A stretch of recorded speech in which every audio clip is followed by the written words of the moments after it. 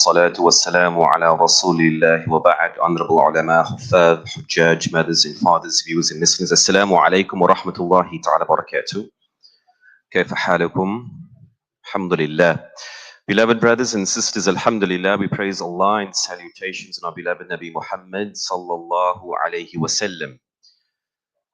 We are spending just a few minutes tonight, my dear brothers and sisters, to reflect on the state of the ummah and the challenges that we are undergoing as an ummah, of course, in the shadow of the oppression faced by our brothers and sisters in Gaza, in Palestine.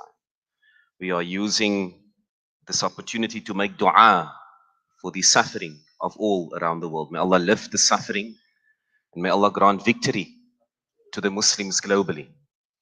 My beloved brothers and sisters, I'm sure you have seen in the news the unfortunate series of events unfolding in the Middle East, unfolding in Iran since Jumu'ah, since Friday, with the unwarranted attacks from the genocidal, the tyranny, state of tyranny, the unfortunate, I don't even want to mention the place's name because social media removes videos the minute you call out certain words.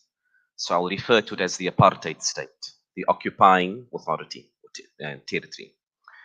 My beloved brothers and sisters, we have seen how these oppressors launched an attack on Iran, and that is continuing. And our first dua is that Allah must strengthen our brothers and sisters in Iran, for they are at the forefront of protection, and they are at the forefront of receiving a lot of the undue harm and terror that is now being shifted to them.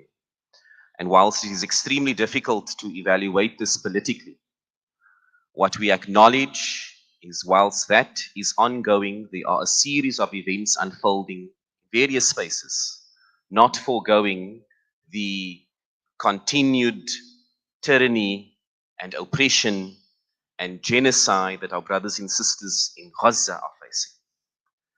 And so, as wise Muslims, we should not lose sight of the plot. We continue with our support for a free Palestine. We continue advocating and supporting our brothers and sisters and all movements that are in favor of a free Palestine. May Allah subhanahu wa ta'ala strengthen all forces, all governments, all people who are in support of Palestine. And may Allah destroy all governments, all people, all groups who do not support Palestine. And whilst this is continuing, our brothers and sisters in Iran are facing great difficulty. And we make dua that Allah grants them success with us. May Allah keep them secured. May Allah strengthen them. And may Allah grant that with whatever means, military means they have, that they are successful. Ameen. Now, my dear brothers and sisters, at the same time, we know that the global march to Gaza was meant to occur, in which individuals, hundreds from estimated 80 countries, were going to use the Egyptian crossing to Rafah, that border, to sort of catalyze the opening of that border so that we can have aid entering Gaza. And from South Africa, quite a few people left, including some of our senior ulama from UQSA as well as the Muslim Judicial Council. And unfortunately, they did not succeed. The Egyptian authorities turned them away and did not permit. And so the South Africans are returning to South Africa, but they are not returning feeling defeated. And this is a very important point. And that's the nature of my message today. People have shared with me, it is very difficult to see all of this in the news, that Muslims are being harmed in various places under really strange claims, unwarranted claims. And we see that, these attempts are being made to highlight the great urgency of getting humanitarian aid into Gaza. For our brothers and sisters in Gaza are being starved. And many organizations are trying their very best. And of course, we face in various places hurdles. But what I remind myself of, and this should be a moment and a reminder to everyone, is that we continue with dua. That is the first thing. So whilst missiles are flying into Iran, and whilst the borders are still closed, your dua should increase. You shouldn't sit back and only say Subhanallah, and panic about what you are seeing. Make dua. That is the first means that you have within your capacity and within my capacity. The second means, of course, is financial support to those organizations that are trying their very best to get there. And then, of course, the third is to try and physically, not all of us can go, but for those who have the capacity to attempt, don't be disheartened. I spoke to the ulama who attempted to enter Gaza via the Rafah border, and they were turned away and they didn't sound disheartened at all. They said what is important, and they said, Sheikh, please share this with the Jama'ah in Qabeqa, in Nelson Mandela Bay. Remind everyone that it's not about actually succeeding, it's about attempting and leaving the outcome in the hands of Allah subhanahu wa ta'ala. But if we fail to attempt, then we lose the plot in its entirety. So whilst this delegation could not participate in a liberation of that border, that crossing, to get humanitarian aid in, we continue with dua. That is the nature of every Muslim who has preceded us. Whenever they faced difficulty, they didn't lose sight of the outcome, they continued with dua. And a beautiful dua that we learn from the time of Nabi Dawood alayhi salam, when they had to face, the giant, and had to face these enemies. A beautiful dua is given to us by Allah subhanahu wa ta'ala. The dua that they made, رَبَّنَا أَفْرِغْ عَلَيْنَا صَبْرًا. The first part of this dua, O Allah, shower upon us sabr and perseverance. So the South Africans that have returned, they are not disheartened, they're just going to try again.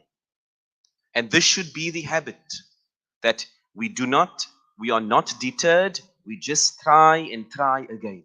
And we ask Allah to grant us patience.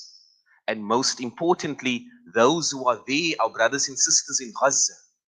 The news that we received now just before Eid al-Adha of the great shortage of food, the immense shortage of food in Gaza was beyond comparison. And it was extremely difficult, to reflect on many of the privileges that you and I share in versus what our brothers and sisters in Gaza can only dream of. But that's not even their concern. Their concern was a free Palestine. And so, my dear brother and sister, we make that dua that Allah increases them in patience. And Allah increases our brothers and sisters in Iran with sabr. And Allah increases us as well with sabr. And we ask Allah, وَثَبِّتْ أَقْدَامَنَا, Allah, keep us firm in this movement. Let us not lose sight.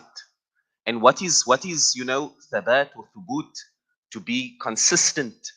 When we say, Ya Allah, thabbit aqdamana, what is this concept? For you and me, it is that, Ya Allah, let us not become lazy that we can't even make a dua for them. That's what we are doing here in our city. After your Isha, your Tahajjud waqt, your Fajr, you and I have the opportunity, Ya Allah, ease it. Ya Allah, strengthen Iran.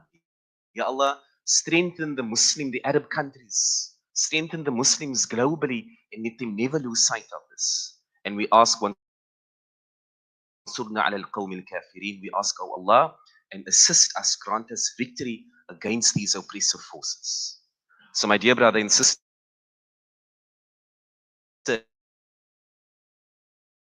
continue with dua.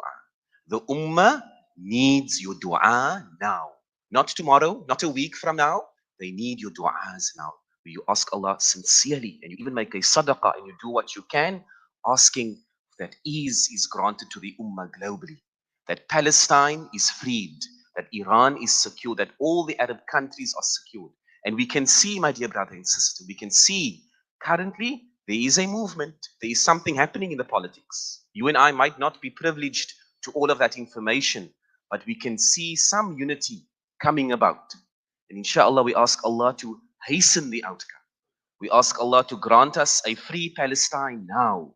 We ask Allah to grant us a secured Iran now, a secured Ummah now. Ameen ya Rabbil Alameen. Continue with dua. Wa sallallahu wa sallam alayhi wa rabbil alameen. Shukran.